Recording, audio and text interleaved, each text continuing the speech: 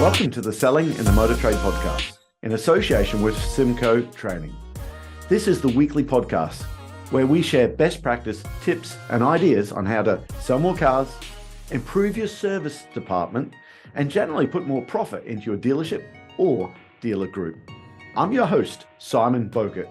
Now, some of you probably already know me as Skippy. I would start by saying thank you for taking the time to listen to this podcast.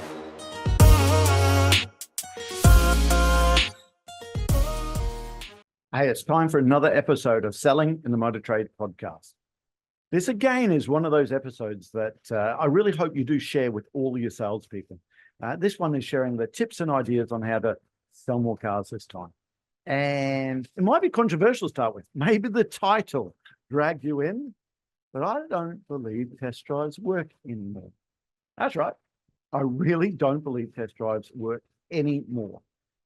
In fact, I've got to say, I don't think test drives ever worked. Now, hold on. Let me explain before you switch off, okay? I do believe demonstration drives work, though. Now, of course, that's a play on word, but what I believe we need to do is we need to demonstrate the right feature, the right customer at the right time. You see, a test drive is when someone's testing the car.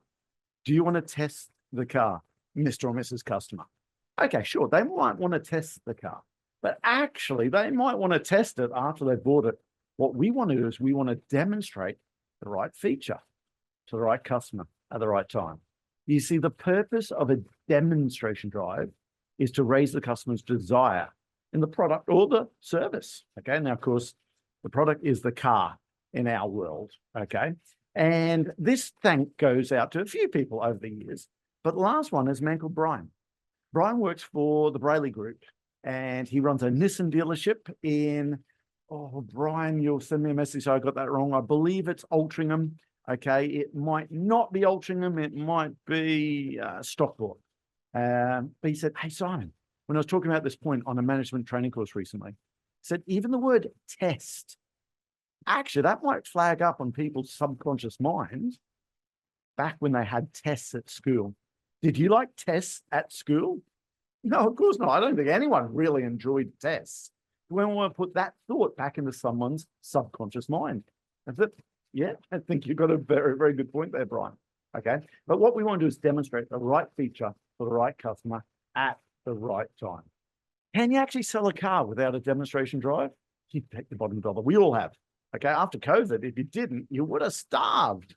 But actually, isn't it so much easier when we do that demonstration drive? Is it so much easier when we raise the customer's desire in the car?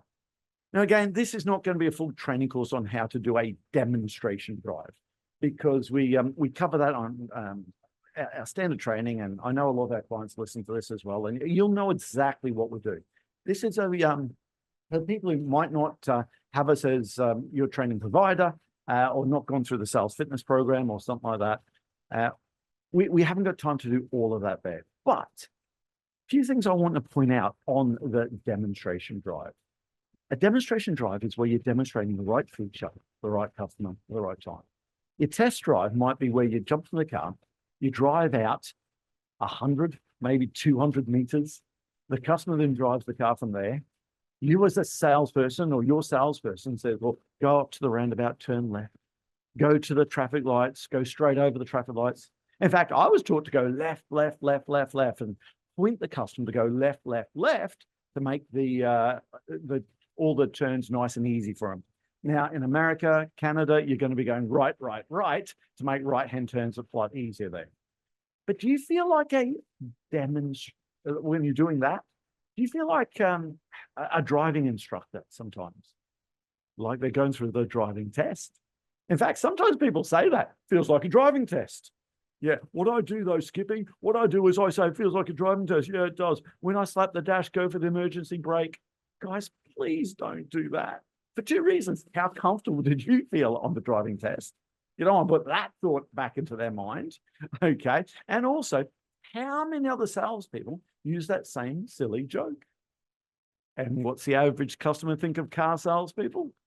Guys, the last survey on the trust survey, we're right down there with the politicians and estate agents and telesales people and there's lots of other people down there, which we don't want to refresh people that we're just that cheesy sales person. We want to build trust. And also, I want you to think, do you remember the first time driving a car? Feeling a little bit like a driving instructor. Yeah. Okay. Actually, no, let me ask you this way. You remember the first time driving a car with, let's say, active lane departure warning system? This is a better way to describe it. So the car's got active lane departure warning system on. And first time I drove a car for that, I thought the system was a little bit shite. Yeah, you're nodding away. You probably thought it was a bit shite as well. Now, if we thought it was a bit shite, what might your customer think? It's a bit shite. If you just drive out a little bit, or you just get the customer to do an unaccompanied demonstration drive, how many times have they come back? Now I'm going back sort of 5-6 years ago and say, oh, there's something wrong with that car. I think it's got a flat tire, keeps on pulling to the right or keeps on pulling to the left. And you're like, it's got the active lane departure warning system on it. That's all it was doing. Now, if we think it's a bit shite, your customer might think it's a bit shite. So actually, you might want to do a demonstration drive like this. Not one where you come out of your dealership and you go left, left, left, left. Try a demonstration drive where you drive out almost in a straight line from your dealership. Go and find a nice golf course car park midweek because they tend to be vacant. Some sort of beauty spot where you can stop the car and butterfly it. And the way out, I want you as a salesperson to drive the car first, to demonstrate it. Now, I always say things like, hey, Mr. and Mrs. Customer, I'm going to drive the car out. I just want to show you a few things along the way, and then you can take it from there. Is that okay? Or here's a question for you. We've got husband and wife. The car is for the wife. We know that I'm going to drive the car first as a salesperson to demonstrate the car. Who do you reckon I'm going to put beside me? The car's for the wife. Are you going to put the wife beside you? Guys, I don't. I put the car who is for, so if it's for the wife, I put her in the back seat where she can see through to where I'm driving the car. So opposite. In America, Canada, okay, you're going to have her on the right-hand side because you're up the left. For us people in the proper part of the world, I'm going to be on the right-hand side of the car, so I'm going to put the wife behind me on the left-hand back seat, okay? And of course, I'm going to do that and tell her why. I'm going to say, hey, Mr. and Mrs. Customer, Mrs. Customer, I'm going to drive the car out. I'll show you a few things along the way and you can take it from there. I'll put the husband right up the front, just so when it comes to the handover point, I've got husband and wife in the front of the car like they normally are. And I'm sitting out the back and allowing mental ownership to kick in. That's why I like to do it that way. And again, vice versa. If the car is for the husband, I'm going to put the husband behind me and the wife beside me. Now, of course, this could be husband and wife, business partner, mate and Eddie expert that turned up, father and son, father and daughter, wife and wife, husband and husband, okay? I'm going to put whoever the car is for behind me. So they can see what I'm doing. They can see where I'm adjusting the electronic, adjustable steering column. They can see when it's linked up with the memory seats. So with the different keys when you jump in, so it's his car, her car, it automatically adjusts. They can see everything you're doing, okay? But also in the rear vision mirror, I can actually maintain a little bit more eye contact. In fact, I can probably have a better eye-to-eye conversation with the potential owner of the car behind me in the rear vision mirror than I can with the person right beside me. Okay. So on the way out of this demonstration drive, I'm going to talk to you something about the car, then something about the people, something about the car, and something about the people. Now, in a modern car, there's almost too much stuff to talk about. So let's just take an active lane departure warning system. And you're doing this for a safety conscious customer. Okay, not someone that's interested in the economy or reliability or aesthetics of the car. So we might say, hey, Mr. and Mrs. Safety Conscious Customer, this car has actually got the active lane departure warning system on it. Now, I know it's active at the moment because there's a picture of a road in front of me and the two white lines are turned green. What that means is this camera, okay, behind the rear vision mirror is picked up on these two white lines on this dual carriageway. Now, Mr. and Mrs. Safety Conscious Customer, I'm coming up to a road that's bending to the right. Okay. Now I'm going to take the hands off the steering wheel here for a second. Don't panic. I'm going to cover it. As I take my hands off the steering wheel, notice how the car starts steering around the road. I'm going to put my hands back on the steering wheel because this system is so good. We've had to build in a warning to put your hands back on the steering wheel every 10 seconds or so. Now, this car is not designed to drive the car. It's there to get you out of trouble before you're in trouble, okay? Because we all know it's like when you get distracted with the kids in the back of the car. You say, be quiet when mum and dad's driving the car. You look back and you're half a meter into the other lane, and for the grace of God, no one's there. The beauty of this car, if you do get distracted with the Apple CarPlay, the kids in the back of the car, the heated steering wheel settings, okay? If you do get distracted, tell you what, when this car starts steering back in the middle of the road, it's going to get your attention right back to where it needs to be. Now, I've got to say, I didn't like it to start with because I didn't realize, Mr. and Mrs. Safety Conscious Customer, I was actually a center line hugger. And the system started just steering me what I thought off the side of the road. In fact, it wasn't. It was just putting me in the middle of the two lanes. See how it's doing it like this and demonstrate it. Some of my customers, Mr. and Mrs. Safety Conscious Customer, they tell me they're outside line huggers. And I think the system is turning them into the oncoming traffic. It's not, it's just putting you in the middle of the two lanes, okay? Now, this system saving so many lives, it's going to be law on every car sold in the UK next year, or in Europe next year. Now, of course, in South Africa, Canada, America, wherever you are, that law might change state by state, okay? But demonstrate that feature, the product. Don't just tell them it's got active lane departure warning system. Now, also, some of the things with that one, why did I pick on a road that was bending to the right in the UK, Australia? Yeah, that's right, because this system, okay, you're getting it to save you and your customers, okay? If it doesn't, it goes off onto the hard shoulder, okay? In America, of course, swap it around, right? Now, also, I picked on that particular feature because it's a bit shite sometimes. You know, and I know there's certain bits of road that the white lines aren't visible enough and it doesn't work. And sometimes it kicks in and kicks out. And guys, let me tell you, there's nothing more scary than watching a customer in the front of the car. You've done your traditional test drive. You're sitting in the back and they're trying to see how the active lane departure warning system works. But you know you're on a road where it's not worked for fine. You can see from the back seat that actually the two white lines have turned amber. In fact, there's nothing more scary to be sitting in the back of a car. You get a customer who drives to London all the time and they want to know about the adaptive cruise control. You can see that's not set up properly and they're hurtling towards the back of a truck on a motorway at 85 miles an hour. And they're waiting for the system to slow them down and it doesn't because they haven't activated it properly. So if you demonstrate that right feature to the right customer, right time, that's what we call a demonstration drive. Oh, by the way, how long should a demonstration drive be? This is kind of why I'm liking a straight out and straight back demonstration. That way you can lengthen and shorten the demonstration based on your customers, okay? Let's be honest, real world now.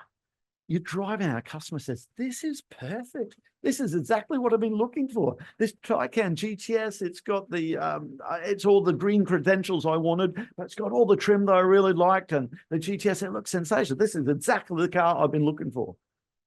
Guys, I'm going to be high-tailing it back to the dealership, okay? Sometimes, though, you might say, hey, have you driven the car far enough? No, I haven't. That's your cue to take them for a longer demonstration drive. But here's something I heard from Automotive Management Used Car Conference. How long is the average new car demonstration drive? Guys, it was 11 minutes. How long was the average used car demonstration drive? That was 7.5 minutes. And actually, the weird thing, I think that's the wrong way around. Okay, I might buy a new product without demonstrating or testing it to start with. The used one, I'd probably want to test that more. Okay, compare that to How long does it take for someone to choose a pair of glasses at Specsavers? Do you know to choose a pair of glasses at Specsavers? On average, it was 48 minutes. I said, think that through. A pair of glasses, what are they? Are they 200, 300 euros, something like that? Compare that to the 50, 60, $70,000 car the customer's buying. And if someone takes 48 minutes to choose a pair of glasses, and we're asking to make that decision on that car in 7.5 minutes. And by the way, that's on average. Some of them were a lot shorter than that. Okay. So that's where I urge you. And listen, I start off talking about the words here. Let's not do a test drive, but let's do a demonstration drive. And let's demonstrate the right feature to the right customer at the right time. Okay. And listen, when you're driving out, car people, it's the conversation. You might then talk about, hey, Mr. and Mrs. Safety Conscious Customer, you're here on a Wednesday. Well, you're on a day off or holidays at the moment? Day off, half your luck. What do you do for a living? You get a day off in the middle of the week. Oh, you're a school teacher.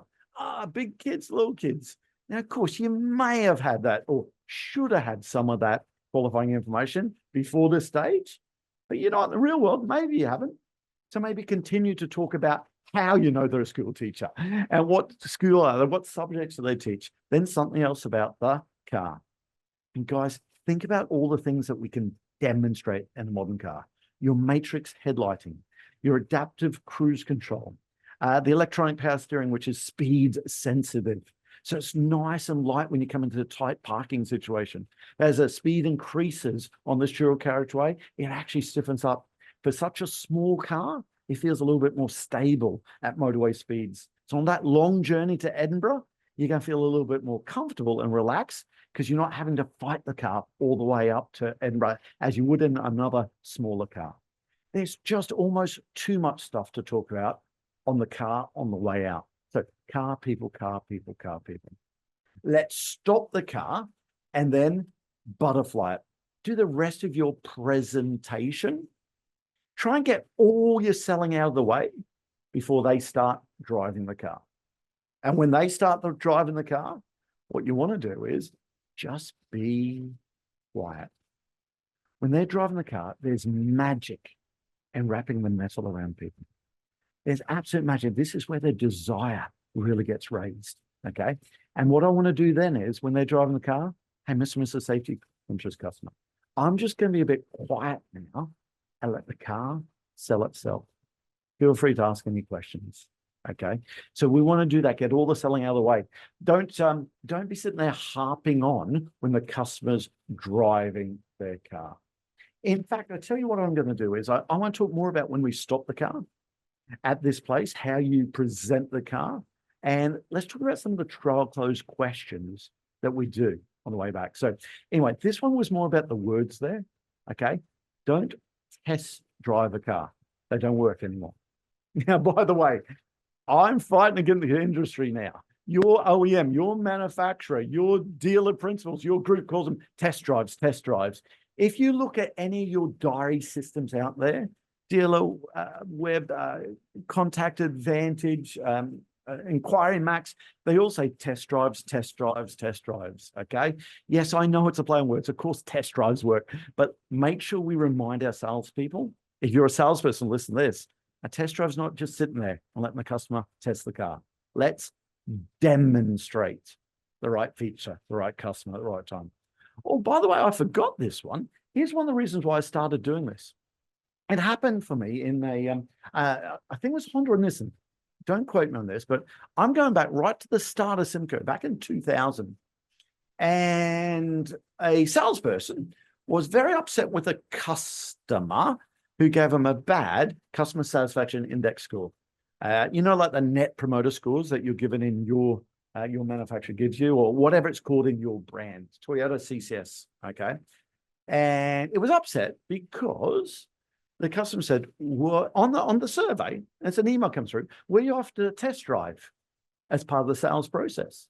And the customer said, no. And this guy, Mikey's name was, said, I did. We went for a test drive. She's mad. We went for a test drive. Now, of course, there were other parts of this survey the customer wasn't entirely happy with. But I thought, listen, hold on. Listen, she's telling you that she's not done it.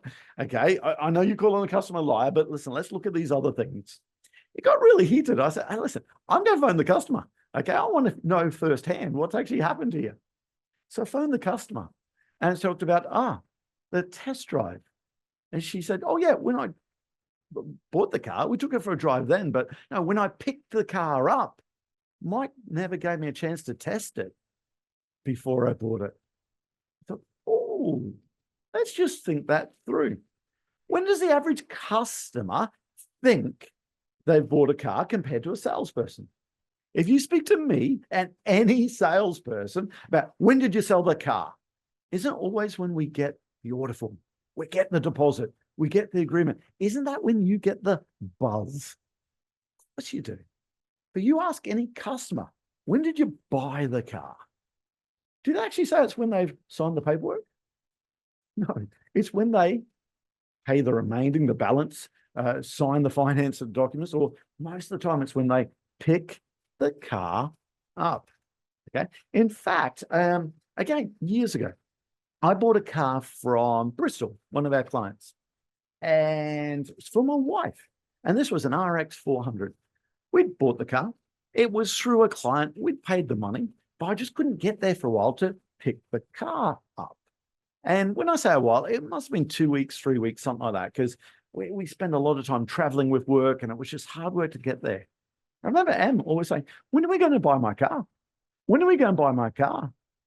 And I can remember this conversation. I said, well, Em, you bought it. We just go pick it up. Of course, she's thinking like a customer. When did you buy the car? Is when she picked the car up. So again, this word test drive and demonstration. I would love to. One of our clients, if you're one of ours now, let's bar the word test drive and let's call them demonstration drives. You're going to be fighting against your manufacturer and everyone else there, but it's the philosophy is more important. Let's demonstrate the right feature to the right customer at the right time, okay? Because, they still work. I think they'll always work because bums and seats sell cars. All right, guys, that'll about do it for now. I'll tell you what we're going to do next time. Let's talk about some of the key things you can do on that demonstration drive.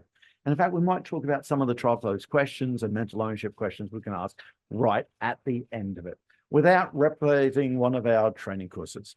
Anyway, hope this has got some good ideas for you. Hope you can share this with all your salespeople. I know lots of you guys do. And listen, would you do us a favor? Keep subscribing to this.